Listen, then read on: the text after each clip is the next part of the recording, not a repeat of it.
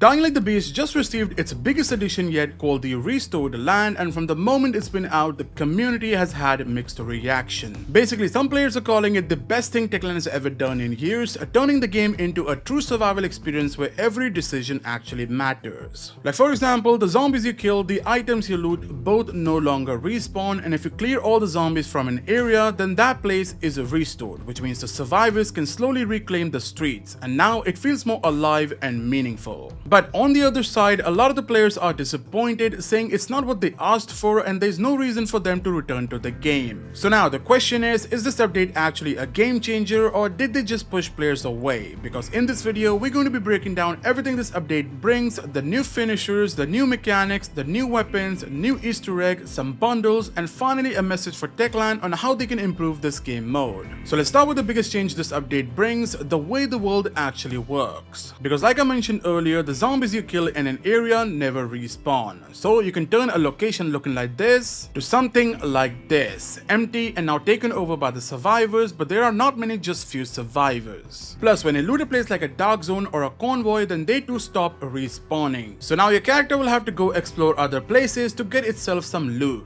Now you might be thinking, why would I do that? Well, you don't have a choice because Restored Land also adds hunger system, meaning over the time your character will just keep getting hungry and you will be forced to go out of your comfort zone to explore more areas because you know the places that's already been looted won't respawn. And to make it even more challenging, they added the realistic flashlight feature, which means just like the nightmare mode, your flashlight battery keeps discharging and you will need a new battery every now or then. So Restored Land is all about surviving and restoring the land by clearing the zombies from the area, and to make it even more challenging, they also added new mechanics, like now your character will have only few limited slots in his inventory and storage. So those slots will be locked for you, and the only way to unlock it would be by buying these extended backpacks from the vendor. Now there are like 3 backpacks in total that you will need to collect to restore the full inventory. Plus even the stack sizes are now reduced to only 10. Now if you think that wasn't bad enough, then Techland also included a permadeath mode, also known as one life option. So if you die once, then your save file will be deleted and you will now have to start the whole game again. But hey, I think Techland took some inspiration from Minecraft Totem of Undying, because in this update they also added a self-revive serum. I mean, as the name says, it would revive its user if they take a fall. Honestly, it's a really cool addition, but Techland made a silly mistake of locking this behind a mission. I mean, until you fight the Barbadian Beast, you have no chance of getting the serum, which is a weird decision by Techland. But there was one decision I made that actually turned out to be a complete game changer. So the other day, while I was waiting for one of my videos to upload, I actually tried something interesting. I started playing this mobile game called Sunshine Island, and it's one of those chill farming games where you build your own island, grow crops, raise animals, and expand your little paradise over time. And honestly, it looks simple at first, but as you progress, you start managing more things and planning how to grow your island efficiently. Now the funny thing is, I wasn't just playing it for fun. I was actually playing it through an app called Free Cash. Now Free Cash is a platform where you earn real money by playing mobile games, completing surveys, and trying other offers on your phone. They actually have over 5,000 games and offers, and the platform has millions of users with 4.7 star rating on Trustpilot, so there's already a huge community behind this. So let me show you quickly how this thing works. You just log in, browse the offer, pick a game, activate it, and start playing. But before starting though, make sure to enable app tracking so Free Cash can track your progress and reward you accordingly. And as you can see here, just by playing games and completing surveys, I already have earned over $65, which is insane, and I usually do this when I'm waiting for uploads to process, commuting, or just killing time while earning a little extra. Another thing I like is that the cash outs are actually simple, meaning you can withdraw starting $20, and they even offer instant payouts. So you can redeem your money through PayPal, Bitcoin, Amazon gift cards, and more. Now if you want to try it yourself, scan the QR code that you see on the screen or click on the link in the description. For the new users, you actually get a $5 bonus after you start your first offer. So if you're already gaming, why not turn that into real money? In fact, I'll check back in a few days to see how much I've earned, and you should try it too. Now coming back to the Restored Land. Techland in this update has also added some really cool finishers for the Beast mode, and now I'll show you what it looks like. Starting with the finisher on Banshee.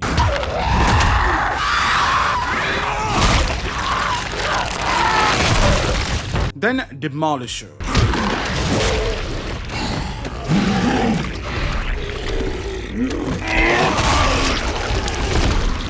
Then Goon.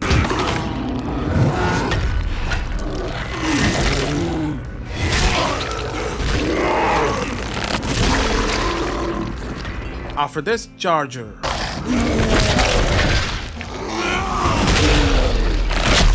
And then finally, Volatile.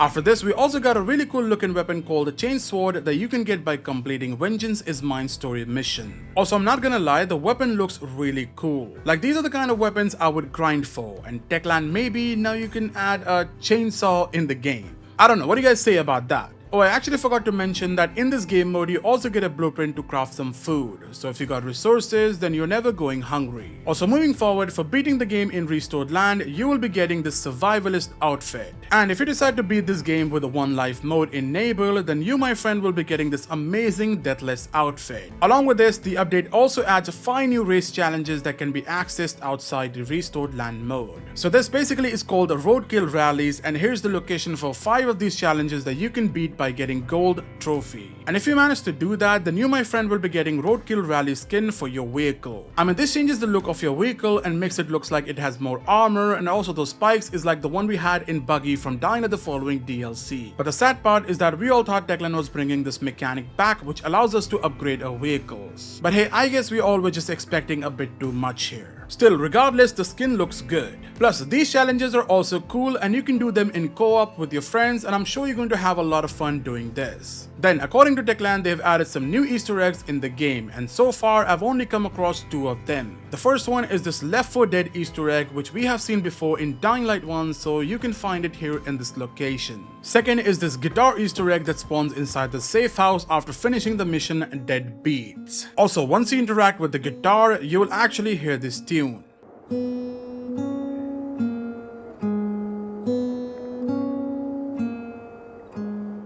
By the way, this Easter egg was broken since the release of the game, and many people got confused because of the Book of the Dead mystery, but the Skull Book was just the left assets from Dying Light 2. So yeah, this is basically how the mission was supposed to end, with the guitar Easter egg. Now, I'm sure there are more Easter eggs in the game, maybe they're just visual Easter eggs, so keep finding them because I'm going to do the same. Then we have a new music in the main menu made for the Restored Land.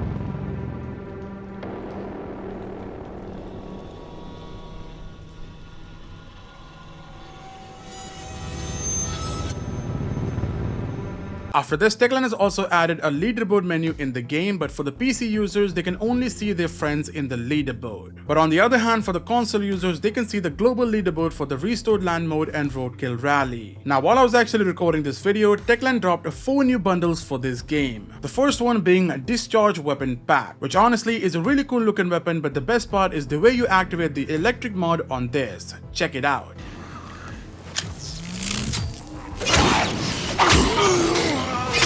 Now tell me, does this not remind you of the E3 2019 demo of Dying Light 2, where Aiden activated the weapon mod exactly the same way? Well, honestly, I'm so happy they brought it back, but I hate something that even the community is not happy about. I mean, why did Techland decide to make this an epic tier weapon? In fact, this goes for all the other weapons too that I'm going to be mentioning after this. I mean, all of them cannot be upgraded and all of them are just epic tier. Like the Fire Lotus weapon bundle, again, cool looking weapon but epic tier. Then Action Hero Essentials that comes with an AK-47, and my god, it looks so good. It also is a well-made model, but again, it's an epic tier weapon. Similarly, Hunter Essentials comes with a semi-automatic crossbow, which again easily could have been the best crossbow in the game, but it lost from a free legendary tier weapon just because this weapon is epic tier. Now the worst thing is that people paid for this bundle. I mean, Techland, what are we doing? Why would anyone even buy these bundles if the stuff they get in the game for free are way better than the paid weapons? I mean, honestly, I would request Techland to allow people to upgrade their blueprints for all these weapons up to legendary tier. I mean, the community that is supporting you deserves this. Now, I want to share my honest thoughts and want to suggest some things to Techland that can surely make this game mode more fun even for the casual players. Firstly, I enjoyed this game mode and I'm a huge fan of survival games, so this is my type of content. But hey, I also know there are some casual gamers too, and for them, this mode can easily become overwhelming, annoying, and less rewarding. I mean, what's the purpose of playing this game mode? To get some dopamine spikes? What's the incentive? Then you also simply added the survival mechanics from the nightmare mode to this mode. And yes, you also added a few more new mechanics, but there's just so much you can do with this game mode. For example, if you look at the videos and streams of the people, you will notice they actually skip the nighttime completely. I mean, again, incentive is missing and going out during the night is basically game over. But what if we can make it interesting? What if we get airdrops every night that comes with a good weapon, good loot, and stuff that will actually help the players survive longer?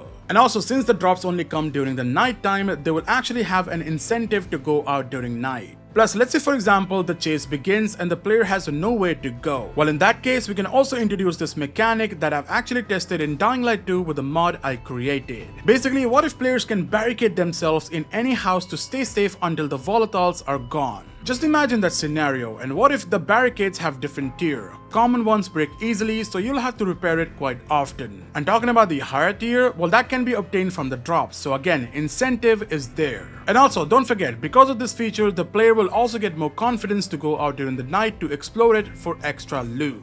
By the way, you can also allow players to craft UV lights for the safe house and maybe a small generator to secure the place. Again, the safe houses you create won't be there for long because it will eventually break after a time, so it will just keep the players busy with the grind. But you know, you can always have co-op enabled, and what if you make a PvP or PvE server with this feature on? I mean, the players can either work together or go after each other to claim the airdrop for themselves. And also for the people that are on the top 3 in the leaderboard, they will get rewarded every week or month with some really good loot or exclusive weapons. I mean, I have so many ideas to share, so if you want to listen, you know where to contact me. Anyways guys, that was the restored land update, and now I'm gonna go participate in this ultimate survivor challenge and hopefully I can win. But before we wrap up, if you want to try free cash, use my link in the description or scan the QR code on the screen. By using my link, you will get a $5 bonus after starting your first offer, and honestly, it's a pretty easy way to earn a little extra just by playing games in your free time. So go make some money gaming, and I'll catch you guys in my next video. Till then, stay safe and watch out for the beast.